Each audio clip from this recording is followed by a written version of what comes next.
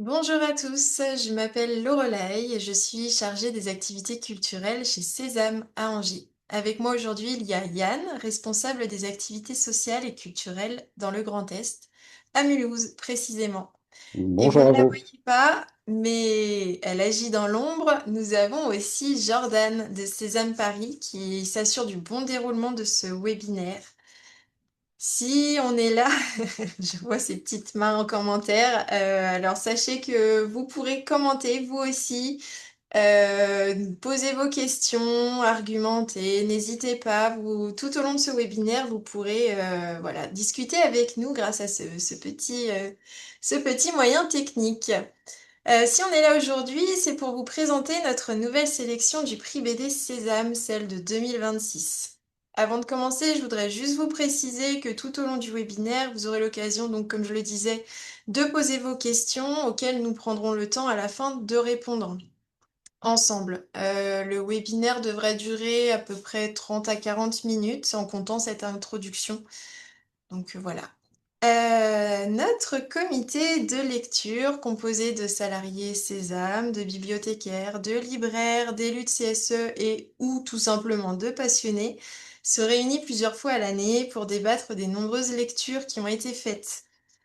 Comme souvent, même si nous travaillons à vous proposer des BD au sujet diversifié, l'actualité peut faire que des thèmes communs ressortent dans nos sélections. C'était le cas l'année dernière, vous nous l'avez beaucoup dit, entre des sujets sur la migration et d'autres sur le féminisme. Cette année, nous avons différents thèmes, différents genres, différentes histoires, et nous avons hâte de vous les présenter. J'espère que nous saurons vous donner envie de les lire, elles le méritent. Avant d'entrer dans le vif du sujet, je dois tout de même vous délivrer une information pour laquelle nous vous faisons attendre depuis plusieurs mois les finalistes de la sélection 2025. Donc sans plus attendre, allons-y. Les trois BD, alors je vous les donne pas dans l'ordre, attention, ne vous méprenez pas. Donc les trois BD qui ont retenu votre attention sont le Grand Incident de Zelba, une bande dessinée inventive, poétique qui se déroule au Louvre, où les œuvres d'art prennent soudainement la parole, interrogeant notre rapport à la création, au regard, au pouvoir des images, regard des femmes, etc. et ce qu'elles disent de nous. Il y a aussi Bovini 1972 de Marie Bardiot-Vaillante et Carole Morel, une bande dessinée historique et engagée qui retrace le procès de Bobigny, moment clé de la lutte pour le droit à l'avortement en France, à travers le destin de femmes ordinaires confrontées à une loi injuste et à une société patriarcale. Et enfin, Traversée de Lucas Valéry, une bande dessinée sensible, engagée, qui donne voix à des personnes migrantes racontant leur parcours d'exil, leurs espoirs, leurs blessures et interrogeant notre regard sur l'accueil, les frontières et l'humanité. N'hésitez pas à nous dire ce que vous pensez de ce palmarès et encore merci beaucoup pour vos très nombreux votes. J'en profite pour vous inviter le 28 mars 2026 à la Sorbonne à Paris où nous remettrons enfin les prix aux lauréats des prix romans, des prix BD Sésame. Oui, il faudra patienter encore un peu pour connaître le grand gagnant de la sélection 2025. Nous vous donnons rendez-vous à partir de 14 heures, donc le 28 mars, je le répète, pour une table ronde des éditeurs et la remise de prix. Vous pourrez y rencontrer les lauréats et en profiter pour leur demander une petite dédicace. On va maintenant passer à la présentation de la sélection 2026. Alors, on va commencer par Beneath the Trees Where Nobody Sees. Alors, excusez mon accent. Cette bande dessinée, signée Patrick Horvath, est publiée aux éditions Ankama.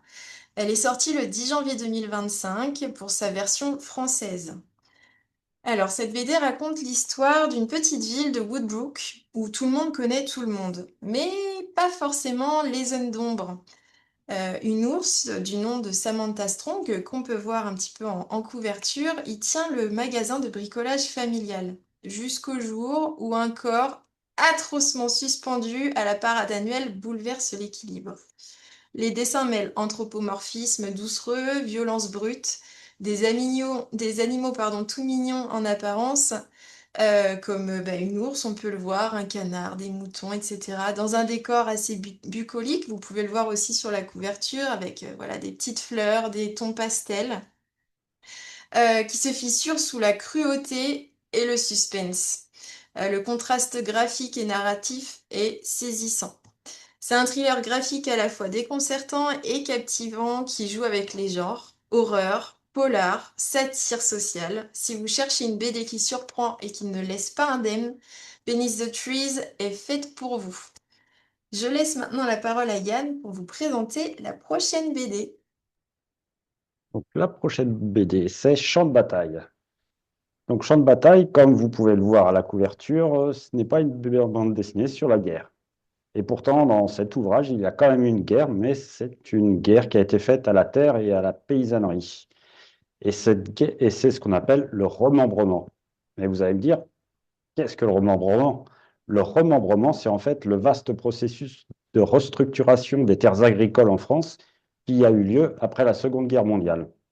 Ça a transformé en profondeur les campagnes. C'est comment, pour moderniser l'agriculture et passer à l'intensif, on a redessiné la carte de France à coups de pelleteuse. Et pour cela, on a arraché des kilomètres de bocage, de haies, on a comblé des mares, détourné des ruisseaux, et on a surtout forcé des paysans à échanger des parcelles qu'ils chérissaient contre d'autres parcelles.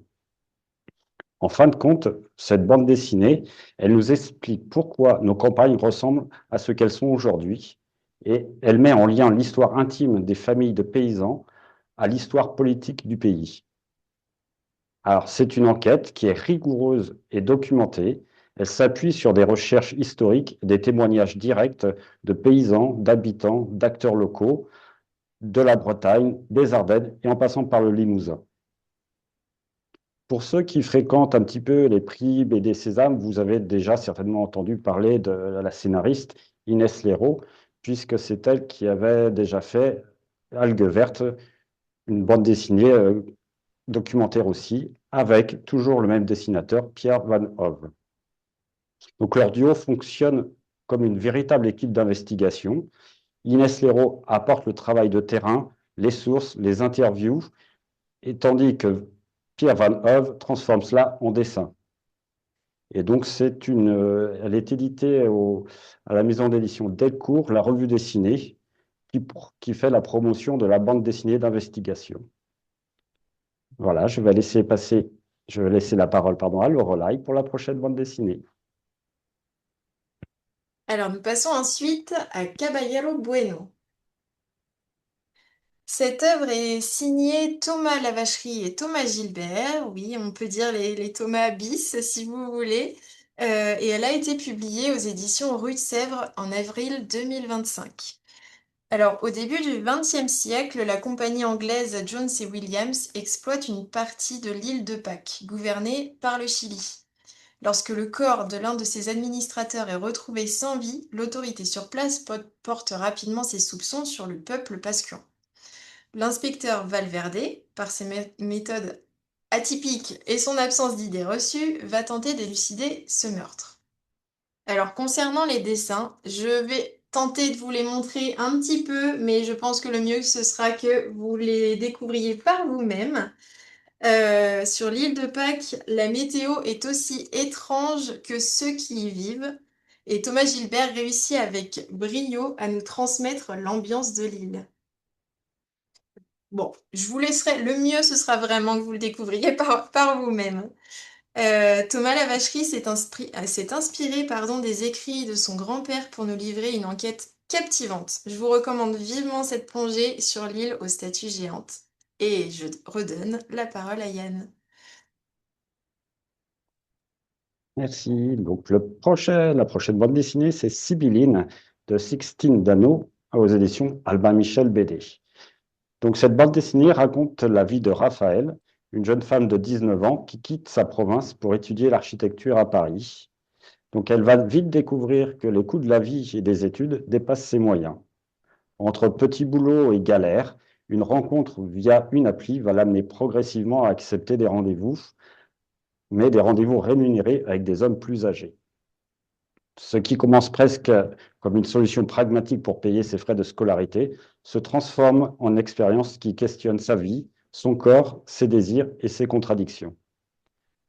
La narration va suivre Raphaël dans ses doutes, ses moments de complicité avec ses amis, mais aussi ses émotions plus sombres, tout en restant profondément humaine et nuancée. Alors, Sixtine Dano traite son sujet avec pudeur. Elle ne cherche pas du tout à choquer, mais plutôt à documenter, puisque le récit, il est librement inspiré de témoignages anonymes d'un jeune homme et de 6 jeunes femmes, mais aussi d'un homme utilisant les services d'escort girl. Donc, elle nous parle surtout de solitude, de besoin de contrôle, d'argent, de complexité des rapports humains dans notre société actuelle. Et surtout, la BD ne tranche pas sur la morale ou le jugement social autour du phénomène de l'escorting. Donc, Sixtine Dano, c'est une jeune autrice et illustratrice qui s'initie sa première bande dessinée. Et vous verrez, quand vous la lirez, tous les dessins ont été réalisés à l'encre et au fusain, ce qui crée une atmosphère intime et douce. Et c'est édité aux éditions Albin Michel. À toi, Lorelai. Alors, pour la suivante, voici Hard Bargain. Excusez encore mon accent. Donc cette BD signée Steven S. D. Knight pour le scénario et Leno Carvalho au dessin et couleurs est publiée aux Humanoïdes Associés depuis le 5 mars 2025. Elle raconte l'histoire d'un homme qui vit à Los Angeles en 1940. Donc il s'appelle Frank Harding. Il est détective privé, mais pas n'importe quel genre de détective. Il enquête sur l'occulte. Il y a des disparitions mystérieuses qui le poussent excusez-moi, à constater que toutes les victimes se connaissent et qu'il pourrait être le survivant. On suit donc cet enquêteur hanté par ce qu'il a déjà vu, qui doit démêler des mensonges, des rites, des imbrications personnelles. Et l'intrigue mêle polar et surnaturel. Plus il creuse, plus il découvre des liens entre les victimes et une menace qui s'approche de lui aussi. Leno Carvalho impose un trait réaliste, dynamique et souvent sombre. Alors, je vais essayer de nouveau de vous montrer, mais encore une fois, je vous invite à la découvrir par vous-même.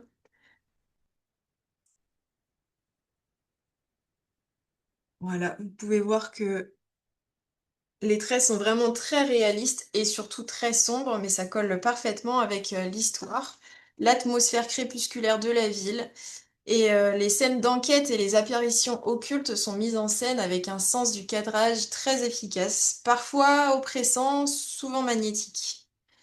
Alors, Hard Bargain est un polar occulte bien mené, rythmé et visuellement puissant. La BD, pardon, surprend par son mélange de mystère et d'esthétique graphique. Je la recommande aux amateurs de polar sombre et d'ambiance surnaturelle. Et je rends la parole à Yann pour la suivante. Alors, la suivante, c'est Watership Down, d'après Richard Adams, au dessin Joe Sudfin et au scénario James Stern et aux éditions Monsieur Toussaint Louverture. Alors, tout d'abord, Watership Down est un roman de Richard Adams, qui a été publié au début des années 70 et qui est vite devenu un classique. Donc, la bande dessinée raconte l'odyssée d'un groupe de lapins sauvages contraints de quitter leur garenne face à une catastrophe annoncée. Fivir, un lapin doté d'un don de voyance, pressent le danger. Son frère Hazel accepte de le suivre, entraînant avec eux quelques autres compagnons courageux dans une quête périlleuse vers un nouveau foyer, la colline de Watership Down. Sur leur route, les lapins vont affronter des prédateurs, des conditions naturelles hostiles et surtout d'autres communautés de lapins, parfois tyranniques.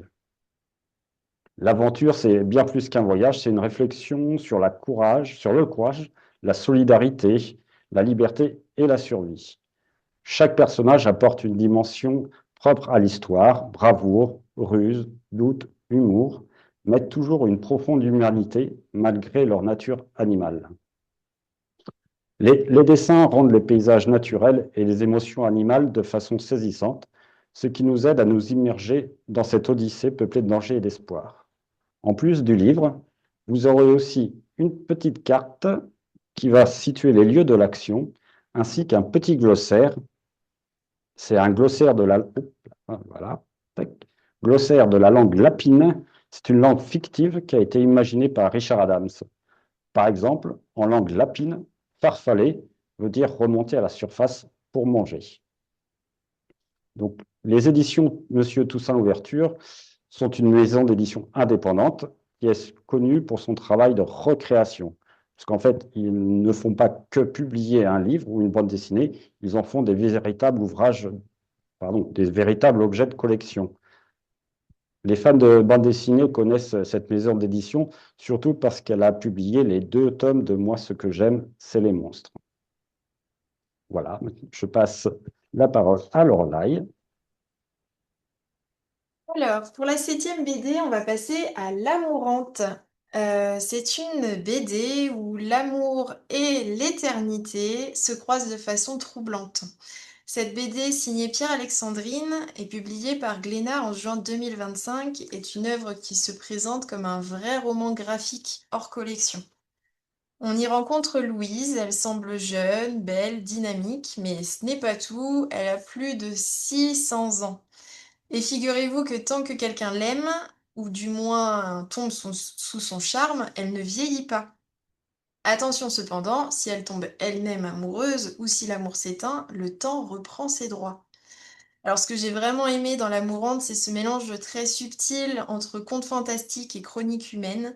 Pierre-Alexandrine parle d'amour, de désir, du passage du temps, mais aussi de ce qu'on est prêt à sacrifier pour ne pas vieillir ou pour continuer d'exister aux yeux des autres. Graphiquement, c'est beau. Il y a pas d'autre terme. Alors, je suis vraiment désolée pour ça. J'essaye de vous montrer au mieux.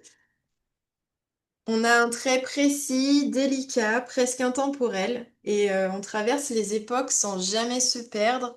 Chaque période a sa propre ambiance, sa propre lumière. Derrière cette histoire d'immortalité, j'ai surtout vu une réflexion sur notre rapport au corps, sur le féminisme, la jeunesse et la façon dont le regard des autres peut parfois nous enfermer. Donc c'est une BD qui est à la fois poétique, mélancolique et surtout, malgré sa traversée dans le temps, très actuelle. Et je vais laisser maintenant Yann présenter la 8e BD de la sélection. Alors, la 8e BD, c'est Marcy, le point de bascule de Cathy Bord aux éditions d'Argo. Donc, cette bande dessinée raconte l'histoire de Caroline, une femme approchant de la cinquantaine, qui a une vie placée dans une routine où elle se sent presque invisible. Un travail précaire, une ménopause naissante et les regards qui passent à travers elle. Un jour, elle est licenciée de son emploi. Et donc, Caroline va décider d'utiliser cette invisibilité à son avantage. Elle franchit une porte d'une agence de détective privée. Dans un premier temps, Marcy va s'occuper de rechercher des chiens volés jusqu'au moment où une femme tombe d'un immeuble juste devant elle. Donc ce voyage initiatique devient pour elle une véritable renaissance. En devenant détective, Caroline se réapproprie son identité, abandonne l'étiquette de femme inaperçue et renaît sous le nom qui lui va comme un gant, Marcy Bangor. Donc c'est un album avec beaucoup de tendresse et d'humour. Même s'il aborde des sujets sérieux, le récit se déroule comme un polar léger et joyeux, avec des dialogues savoureux et une énergie qui rendent la lecture très plaisante et entraînante. Le style graphique, simple, tout en pastel et expressif, amplifie la sensibilité du récit, ce qui crée une atmosphère à la fois douce et dynamique. Donc, Cathy Bord, c'est une illustratrice, auteure et dessinatrice de bande dessinée. Elle s'est fait connaître avec son blog Princesse Capiton. Et la bande dessinée est publiée chez Dargaud. Donc, je vais laisser la parole à Lorelai pour l'ultime bande dessinée. Alors, voici le Nirvana est ici. On est à Berlin en plein été. Les murs suent, les ampoules grillent, il fait chaud et ça se ressent tout au long de l'histoire. Et on a deux gamins qui découvrent un doigt abandonné dans un buisson. Cette BD qu'on pourrait presque dire une entrée dans le monde du manga par sa construction. Alors, il se lit bien de gauche à droite, hein, pas de... je ne veux pas vous faire peur, mais dans la construction des cases, on pourrait presque dire une entrée dans le monde du manga. Signé Michael Ross, a été publié aux éditions du Seuil début 2025. C'est un format assez épais, vous pouvez le voir, mais qui se lit tout seul, d'une traite. Ensuite, donc Tam et Denis, frères et sœurs, enfants d'émigrés vietnamiens installés à Berlin-Est. Ils croisent le chemin de Hoa Binh, jeune vietnamienne en fuite, et là commence une enquête hyper tendue, mixée à des réalités sociales fortes. Ce que j'ai particulièrement ressenti en lisant ce récit, c'est cette énergie brute, le souffle d'un polar urbain, la tension constante, mêlée à des instants de douceur inattendue. On s'attache aux personnages. Ross ne se contente pas de faire courir des personnages, il interroge l'identité, l'appartenance et ce que ça veut dire devenir d'ailleurs dans un pays autre. Le dessin est en noir et blanc, à la fois vif et sans fioriture. Il permet de sentir la chaleur, la peur, mais aussi l'espoir. Et j'ai aimé comment l'histoire ne s'arrête pas au mystère. Elle touche l'amitié, le désir, la loyauté. Si vous êtes amateur ou amatrice de récits qui cognent autant qu'ils parlent, de BD qui ne font pas que passer le temps, mais qui vous retournent un peu, je vous invite à lire Le Nirvana est ici. Et ça y est, c'est déjà fini. On vous a présenté les 9 BD de cette nouvelle sélection 2026. Merci à tous d'avoir assisté à ce webinaire. Merci à Yann pour la présentation des titres.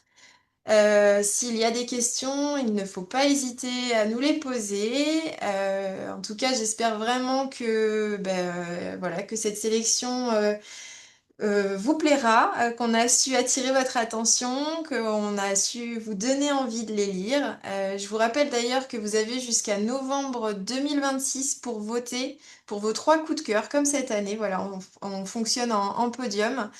Et je vous rappelle que notre prochain temps fort aura lieu le 28 mars 2026 à la Sorbonne, à Paris, de 14 heures à 17h30.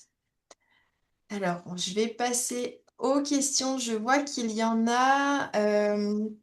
Est-ce qu'il y a des rencontres avec les auteurs, scénaristes ou dessinateurs qui sont prévues? Alors oui, si vous parlez des rencontres régionales, je vous invite à vous rapprocher de votre inter-CSE Sésame. Ils sauront vous donner les dates, s'il y a, enfin voilà, ils vous donneront plus de détails.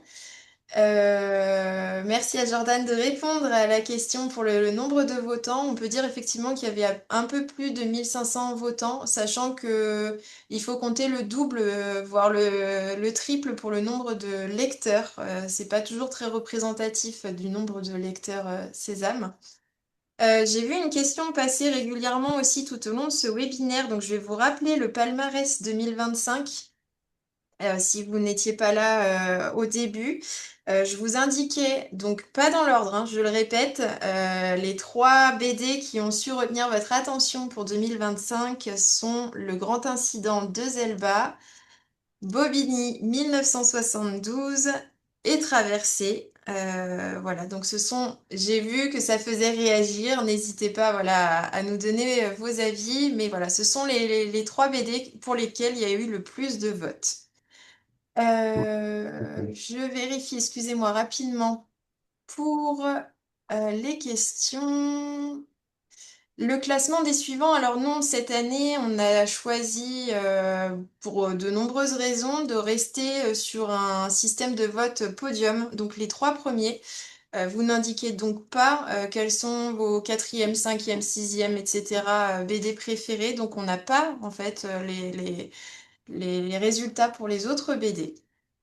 Et voilà, donc je tairai cette information. J'espère ne pas manquer de questions. Je suis ravie que cette nouvelle sélection vous donne envie. On a hâte d'avoir vos retours et encore une fois, dès maintenant jusqu'à fin novembre, vous pourrez voter pour vos 3 BD préférés. 2 prix coup de cœur pour l'histoire et un prix pour le graphisme. Bah écoutez, je prends en note la suggestion. De toute façon, on n'est jamais fermé au changement, mais en tout cas, merci à tous pour votre pour votre temps donné. Merci d'avoir assisté à ce webinaire. Je vous souhaite à tous de passer une très bonne journée. Sachez que vous aurez le replay dès le courant de la semaine prochaine, aussi bien pour le prix roman que pour le prix BD. Bonne journée Bien. à tous! Bonne journée, merci.